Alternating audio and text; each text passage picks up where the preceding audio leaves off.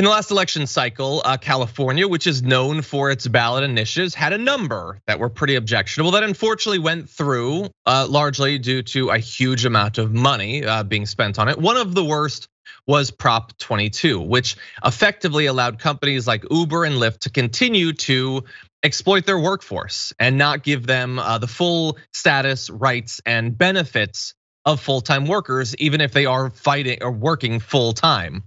Now that might at least temporarily have ended because a California judge last Friday ruled that that ballot measure exempting rideshare and food delivery drivers from a state labor law is unconstitutional because it infringes on the legislature's power to set workplace standards, and it very much does.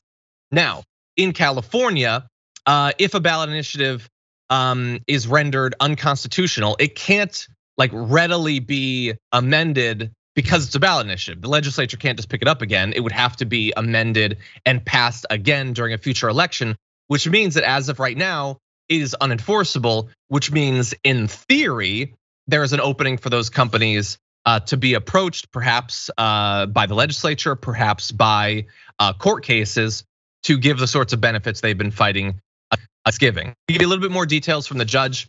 This is Judge Frank Rorsch, Alameda County Superior Court judge, wrote that Prop 22 is unconstitutional because it, quote, limits the power of a future legislature to define app-based drivers as workers subject to workers' compensations law.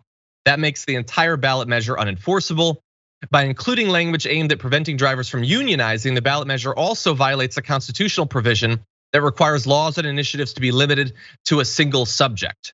That I had not actually thought of. That is fairly clever there. So look, this was really divisive, not just here in California, Bridget, but also because it appeared, and I think there's good reason to think this, that companies like Uber and Lyft and others were using this as a test run to see if they can have similar sorts of measures passed in other states or influence legislatures to enshrine it into actual law. So what do you think about this potentially being knocked down? I mean, I think it's clear that that's what Uber and Lyft and these companies were doing, but it just, I mean, just give your employees, they work for you, just give them benefits. Like the ways that I have seen these companies try to weasel out of just doing right by the people that make their platforms run, just doing right by them in the most basic ways, they will do anything to avoid that accountability. And so, I don't know if you've seen, I've been watching TV recently and I've seen these very slick Uber ads that are meant to be like, oh, our drivers, they have such great lives, and we treat them so well, and they will do anything other than just give their staff, their employees just benefits. It is mind blowing to me. Yeah, we had I don't often see commercials because I don't often watch live TV, but I think it was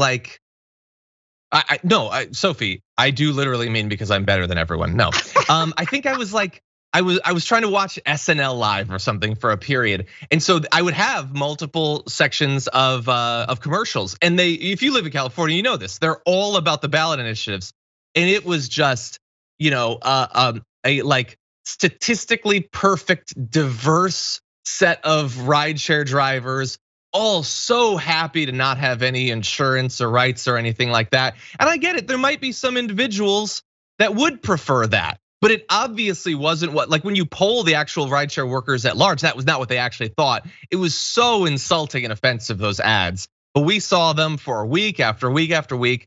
Over $200 million ended up being spent on Prop 22. We have to keep our eye on it though, because this can be overturned by a judge. It can be picked up at a higher level.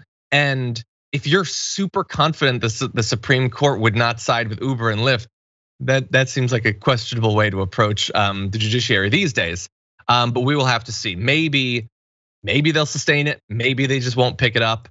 There's a lot of people's livelihoods and quality of life that are on the line. Any closing thoughts? No, I completely agree with you. And I do think this is about people's livelihoods. And I know the way that these massive tech platforms will do anything if it means having to weasel out of accountability for the livelihoods of the people that really do fuel their businesses. And so I hope that I'm really interested to see where it goes. Yeah, me too. We'll see.